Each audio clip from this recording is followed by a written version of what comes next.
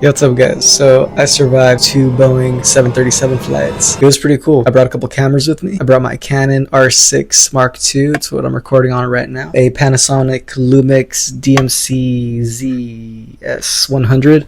That sounds stupid, but it's just this little camera right here. I dig it. It's got a 2.8, 25 to 250. It's not 2.8 consistently. It goes up to 5.9. It's variable aperture, so that kind of sucks, but it's a lot of fun. I'll show you some photos I took with it. I brought a film camera, my Fujifilm Zoom Date 135V. Some lenses that I brought along, a 30mm f10 disposable lens camera thing. This goes over my Canon R6. It's a lot of fun. Show more of that with it. I brought the Nifty 50. That's a 50mm f1.8. The Fujifilm, that's a film camera. I don't know what kind of aperture it's got on it, but it's got a 38 to 135mm. Then once again, the Panasonic Lumix, that one goes from 25 to 250mm f2.8 to 5.9. But yeah, so like we ended up flying to Atlanta, Georgia, and already you feel the humidity a little bit. Then we went straight to the Dominican Republic from there. It's kind of funny. Like I wanted a window seat, and then I ended like, this is my seat. Like it ain't got no window except for like a small one behind it. So that kind of sucked, but it was kind of funny. But also I have written in my notes. I took a bunch of notes down because I'm finally using a script. I'm not just going off the noggin or whatever. So anyway, I went with my family to Punta Cana, and that's in the Dominican Republic. Specifically, we went to Costa Bávaro. That's like really nice,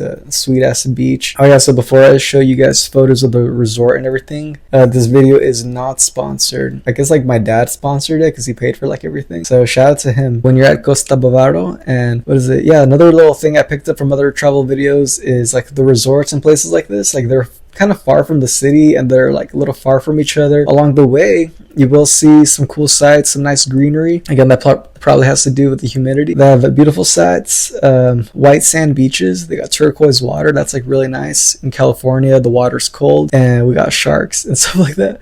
But yeah, we don't really have turquoise water like that. This resort that we stayed at, it was all inclusive and very beautiful, very luxurious, and they do have air conditioning, so that's like really good. They have really good food and drinks.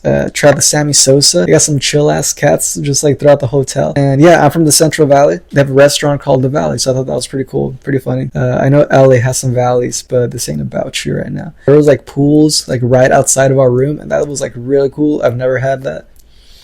So what else did I write? Oh, and you're not too far from the beach. The water is always great. I think because it is pretty hot and humid over there, it makes the water just like really great to like swim in right away. It's not gonna be freezing. Something about tropical places, it might rain while you're there. That's totally normal. We actually got, what is it?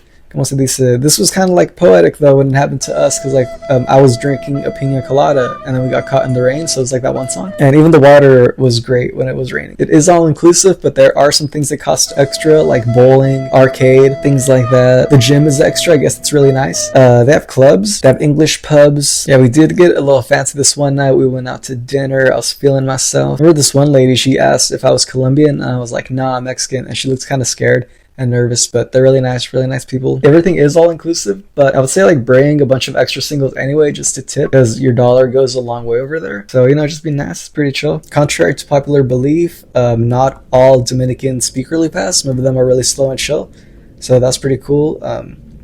Like this if you're not racist. But yeah, overall, like really chill vibe. Everybody's really cool, really nice and friendly. Funny too, people have a great sense of humor.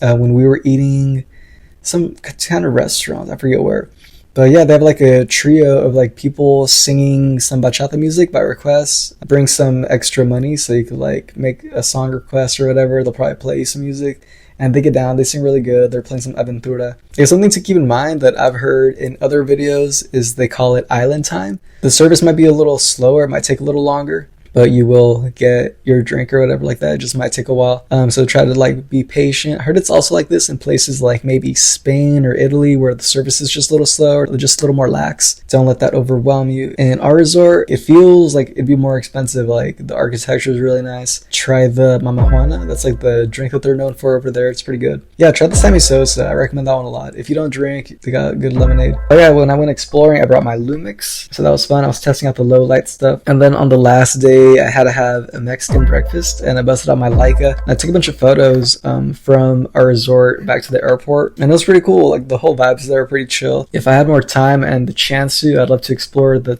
actual city town a little more. It looks like they have like a lot of fun stuff to do and things to see, especially Doña Pula. I think she's probably really cool. Yeah, that's another funny little story. What is that? I guess going back to the Boeing 737s, like I was genuinely a little concerned, like because you know the planes are falling out of the sky and all that, and I'm looking at the plane because like I see the wing right at my window. I'm like seeing like the wing kind of shaking like a little more than I think is usual. And then this other plane that we were on, I noticed it was an Airbus, and that one was a little more stiff. I was like, okay, this one I trust a little more, you know. But yeah, it's kind of funny though, because I noticed on the 737s that like one pilot, he said like, oh, we're flying on a Boeing 737, and then people were like all concerned. The pilot hesitated a little bit, and then this other guy, he didn't mention it on the other flight, but I noticed it, you know, like on your little screen it says Boeing 737. I think we had a good crew assemble our plane or whatever. I know I wasn't the only one anxious, because there's this other guy next to us on the plane. He's just being like kind of a douchebag, and like to the flight attendants, like, bro, who's a dick to a flight attendant? You just left an island right now. A